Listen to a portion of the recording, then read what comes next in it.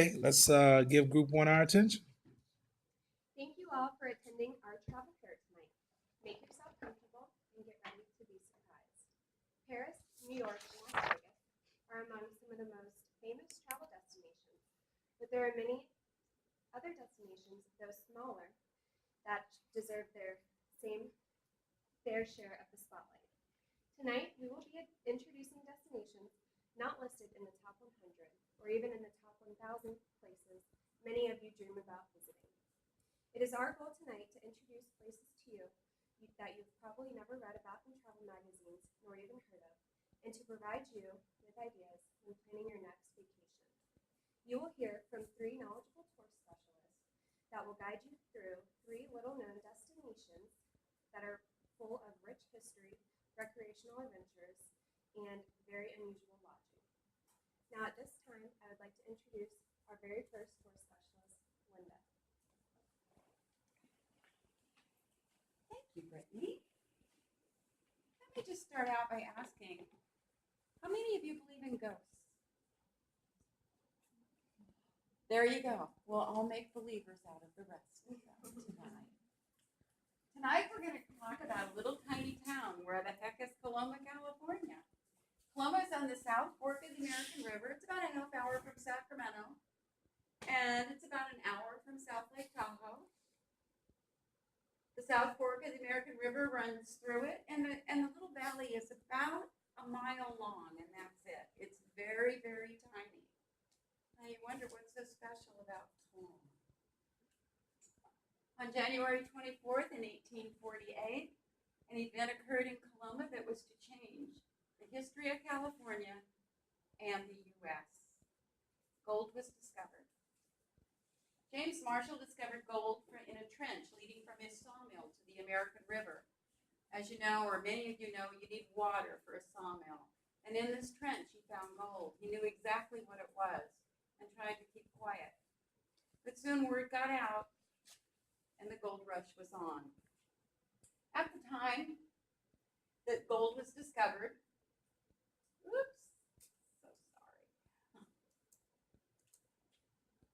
settlers numbered 529 at the time of discovery. Over 380,000 people flocked to California from throughout the U.S. to try their luck at getting rich and finding gold. Many struck it rich, others were not as lucky. And today the small village of Coloma is rich in history, recreation, and ghosts. Excuse me, am I blocking your view? Okay. It was also named a National Historic Landmark District in 1961. This is the Pioneer Cemetery. It's really a pretty cemetery. I don't know how many of you like to read the old gravestones in old cemeteries, but it is absolutely beautiful. It's right on the banks of the American River in the town of Coloma. It does have a resident ghost. She has been known to just stand over a family plot graveyard. And in this family plot is a male and 2 children. Now this ghost has been described as an elderly lady with her hair parted in the middle and pulled back into a tight bun, and she wears this flowing burgundy dress, and she comes and beckons cars on the roadside to come to the cemetery. Speculation is she belongs with this family, and I would say since it's a male and 2 children, perhaps it's the mother that they forgot and didn't bury with the rest of the family, and she's there. The Vineyard House, one of my personal favorites. It is also a favorite of many psychics. It has been featured on America's Most Haunted, That's Incredible, and Ripley's Believe It or Not. Now, the original owners of the Vineyard House, they built a vineyard, and they built a winery. But their lives were full of tragedy. Several of their children died early in life. The husband contracted syphilis. He became blind and soon was mentally ill. When he became violent because of that being mentally ill, his wife chained him up in the stone cellar and left him there until he died. Now, after a while, the crops withered and she ended up selling and leaving. New owners took over. And they had grand ideas. They made it into a restaurant, bar, which was in the cellar, and also lodging. And this went on for a couple of years until all of a sudden, guests and employees started noticing things and things were happening. Now, as an example, there was a guest, man and wife, staying upstairs in one of the bedrooms. In the middle of the night, they heard this ruckus of men talking and laughing and yelling loudly. So the husband stuck his head out the door and said, what's going on? There he saw 3 men in Victorian clothes fade before his eyes. Another time, the owner, the bartender, was downstairs after they closed, and he was wiping down the bar, and he noticed to the side over here, there was a glass on it, and he kept going, figuring he'd get to it eventually. All of a sudden, that glass moved down the bar and stopped right in front of him. Other things have happened. People have talked about hearing rustling skirts. One diner said a young child walked up to her and asked her if she would mash his peas and carrots. And then it too faded away. It is a little hard to believe at times, but I personally have been there. I used to live in Coloma for 2 years. I spent some time downstairs in the basement cellar of the Vineyard House at the bar, and it is an eerie feeling. I was alone, yet I felt a presence near me. It has eventually sold. It was vacant for a very long time. New buyers came along. It is now a private residence. No one knows how long the owners will stay there.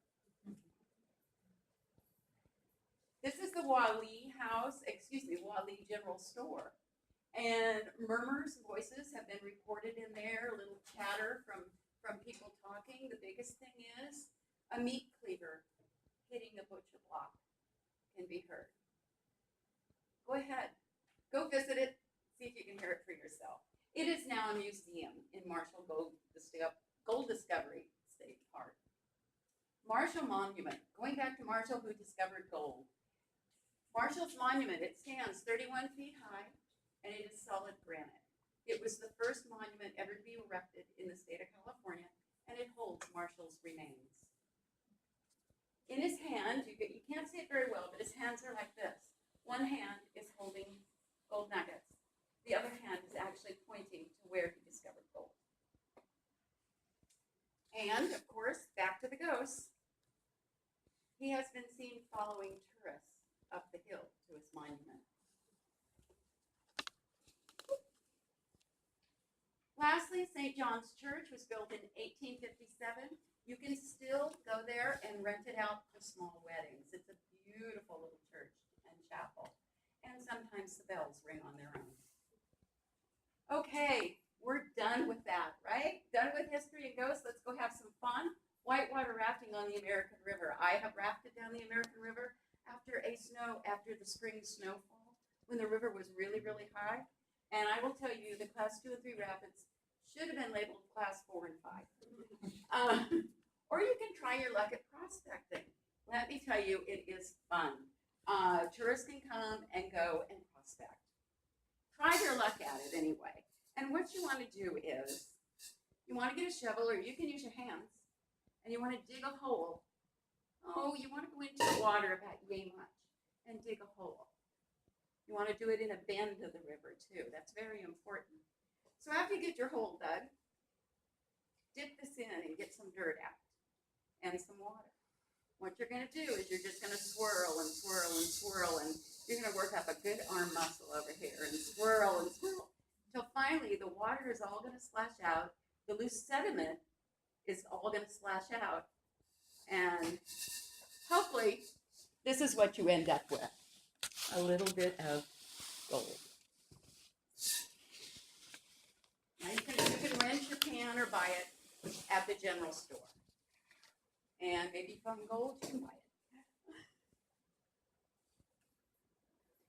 You could also go to the vineyards. David Gerard is a new vineyard. I say new, it's only been there for 20 years, which is new to a vineyard. They've become quite popular, and they hold outdoor concerts in the summertime. So if you're lucky, go in the summertime, partake in one of their outdoor concerts. Time to get some lodging. You can this is the Sierra Nevada house. It was built in 1850. You could stay there. They have updated. They now have electricity and plumbing. Lodging is about $150. Lodging is about $100. Dinner is about $50 for two. So it's quite reasonable. They have a bar that is right out of the Wild West, and I think it's the original bar. I couldn't get that verified, but I do believe it's the original bar. I want to warn you, if you decide to stay here, that they have two resident ghosts. One, Christopher, is the nice ghost. All he will do is move pots and pans around, or take forks and knives and spoons, or turn the tea kettle on and off. He's nice. The other, the only negative presence here is Mark. And Mark haunts room 4 because he killed his girlfriend. Jeannie Smith, I believe, the psychic, has been there, says he is there, but he will not hurt anybody. So you can go ahead and go. Another option is to go to Old Hangtown. Now, when all the 380,000 would-be strike-it-rich settlers came, they couldn't all fit in Coloma. So they spread out and made little towns within about 10 miles of Coloma. One of them was Old Hangtown. The reason it's called Old Hangtown is with the influx of settlers, it also brought crime. And they had murders and robberies of people that had staked their claim along the American River. Well, one time in Placerville, there was 3 men that were caught. And the townspeople got together and decided what to do with them. They decided they'd hang them. So they did. They found a big white oak tree, giant oak tree, was right along the banks of Hangtown Creek. And they hung them in. Well, the oak tree is long dead, but the stump of it is in the cellar of this bar on Main Street, still to this day. And if you notice up here, they have little man hanging, and it is the Hangman's Tree Bar. That's how that's how Hangtown got its name. It has since been changed to Placerville. Fascinating. And the last place I'd like to suggest for lodging would be Old Town Sacramento. Back down the hill, about a half an hour. The Delta King. The Delta King, for those of you that don't know, Sacramento is an inland waterport, inland seaport. And the Delta King used to ferry passengers between Sacramento and San Francisco. And it did that until World War II, when then it started ferrying troops in and about San Francisco Bay. It ended up sinking in 1982, and it was underwater for about 18 years. It was underwater for 18 months. Then a group of investors in Sacramento decided to raise her. And that they did. They raised her, brought her home to Sacramento, and put on a $9 million renovation tour. Today, she is a beautiful hotel. She has 2 dining rooms. One is casual, one is extremely fine dining. She also has 2 professional theaters. She has a wine school, facilities for weddings and banquets, and also a nightclub. So, from the rich history with residential ghosts to the panning for gold, swimming, rafting, hiking, and to a variety of nightlife, why not visit Coloma, California, and make believers of ghosts? Thanks. Thank you very much, Linda. Now at this time, I would like to introduce our second tour specialist, Cassandra. Thank you so much, Brittany. And thank you again for joining us tonight at our travel fair. I'm going to talk to you about a little place just up a couple states, Greenville, South Carolina. It's a great place to visit, whether you want to go alone, with friends, family, children. It's just a wonderful place to enjoy, to get away. One of the places that you can go to in the daytime is called Falls Park. It's very friendly, nature friendly. You can see people do yoga there. One of the nice features that you won't see anywhere here is that there's a natural waterfall that flows right through the downtown area, and it flows through Falls Park and goes into the Reedy River. Over that waterfall and the Reedy River, you have the suspension bridge called Liberty Bridge. It is a 355-foot suspension bridge that is bicycle friendly, and you can do strollers there, so you can take the kids. There's nature trails through the garden, which they also have guided tours through, or you can go on your own leisurely walk. There, you're also going to, you're going to find by Liberty Bridge in Falls Park, there's going to be an amphitheater there. Sometimes they do movies in the park. They also are home to the annual Shakespeare Festival every summer. And there are farmers markets where a lot of the local restaurants get their local produce from, as well as nearby the Liberty Bridge in Falls Park, there are, or is the Fluor Field, which is a replica of Fenway Park, which is home to the Boston Red Sox. And there are nights that they do a lot of free admissions, so you don't need anything. You just bring your blanket, and that's your admission into the field. If it's a night that do require admission, it's fairly cheap, about $5 to $8 to get in there. Now, next, you could take your children, or if you are an animal lover, you can visit the Greenville Zoo.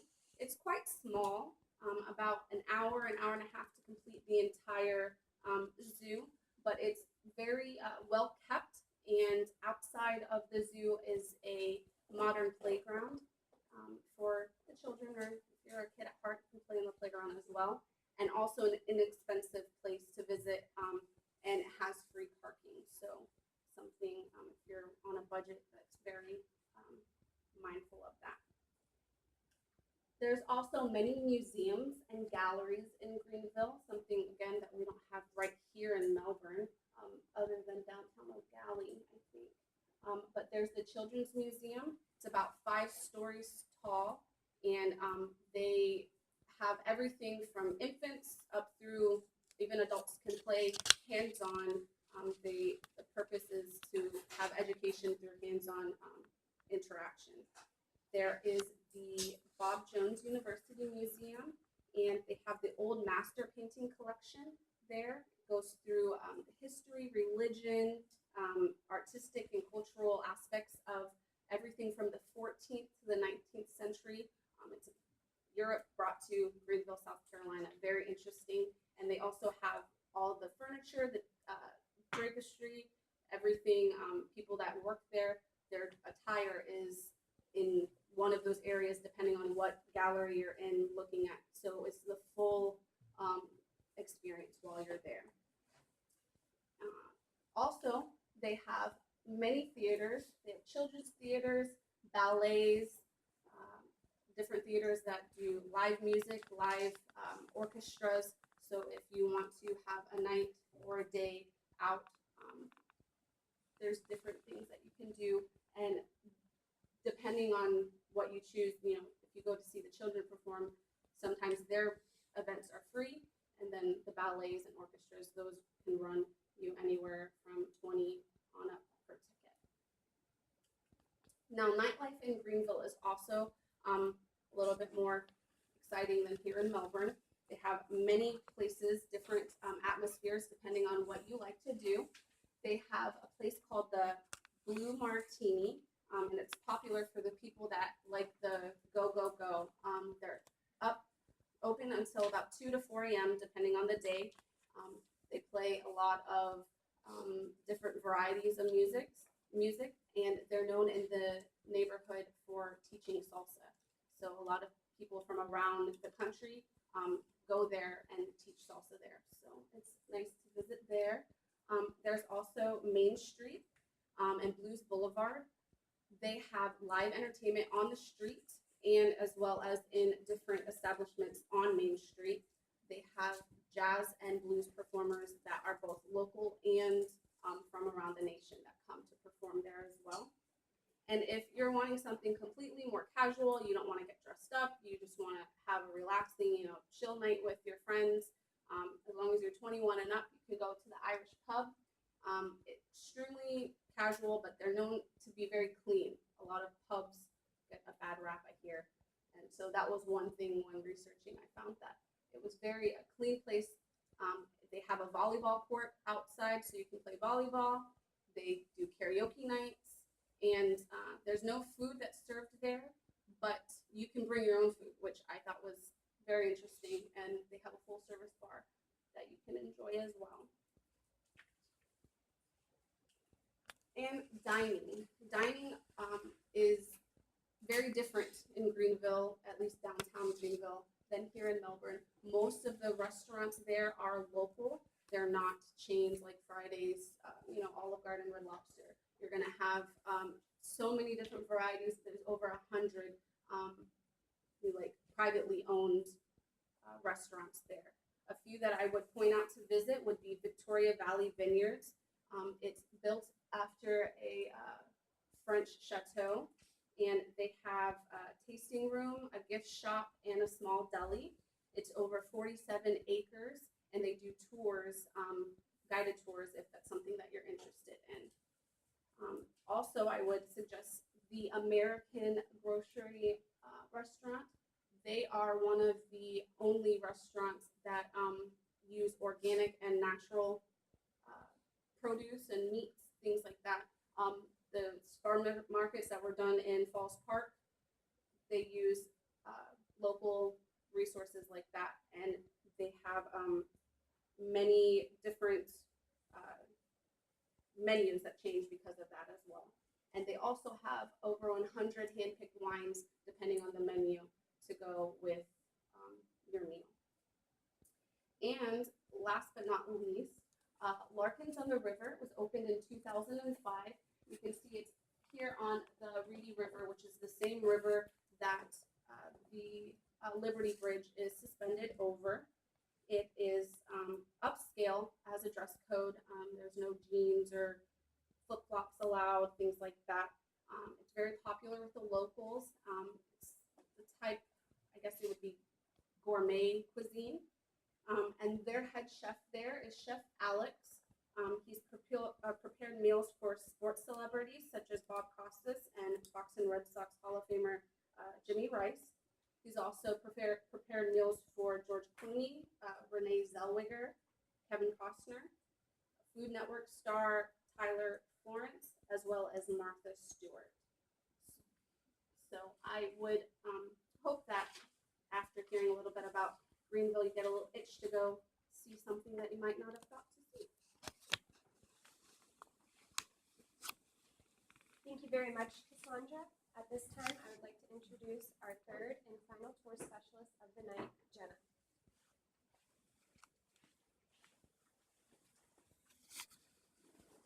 Thank you, Brittany. Well, most people who visit somewhere cold in the U.S. are usually limited to activities such as skiing and snowboarding. Well, how about visiting someplace that's cold, nature-filled, but offers activities that aren't available here in the U.S.? A place like that would be Igloo Village. Now, Igloo Village is located in Kangerlussuaq, Greenland. It's located just here on the East Coast.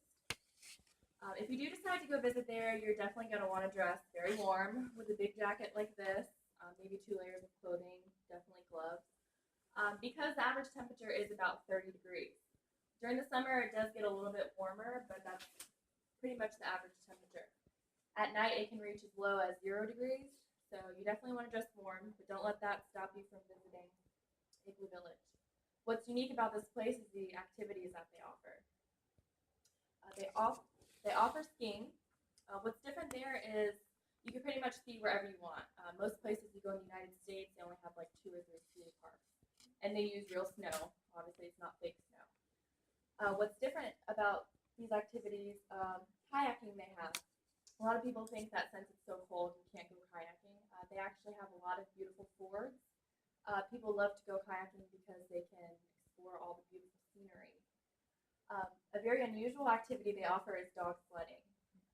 The lessons are, or to go dog sledding, they usually cost about $300 per person, and that's for about 2 hours.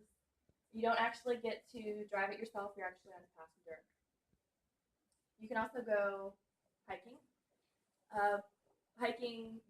A lot of people go hiking for a week at a time because there's many different types of scenery, such as flatland or mountains, and there's also a lot of ice sheets, which is just basically ice covering the mountains. Another different type of activity is the hot springs. Believe it or not, Igloo Village, as well as a lot of parts of Greenland, have these hot springs. The temperature gets about 100 degrees Fahrenheit, like about as hot as a hot tub. People enjoy swimming in them because how cold it is outside. It's definitely a nice relaxation. Greenland isn't only amazing during the day. Greenland is known for being able to view the northern lights, especially in Igloo Village. You can pretty much be guaranteed that you're going to see the northern lights pretty much any time during any season. And also the lodging is what makes it unique. You can rent a hotel, or you can actually rent your own igloo. This is Igloo Village right here, and they have basically like lines and lines of igloos because they're very popular.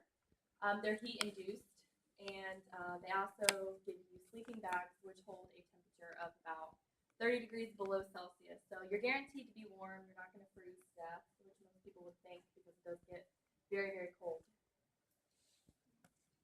An average trip is about $4,000. That's pretty expensive, but if you do get the time and the money to visit a place like this, it's definitely one of a kind. So I hope you consider all this information and get to visit it yourself. Thank you very much, Jenna.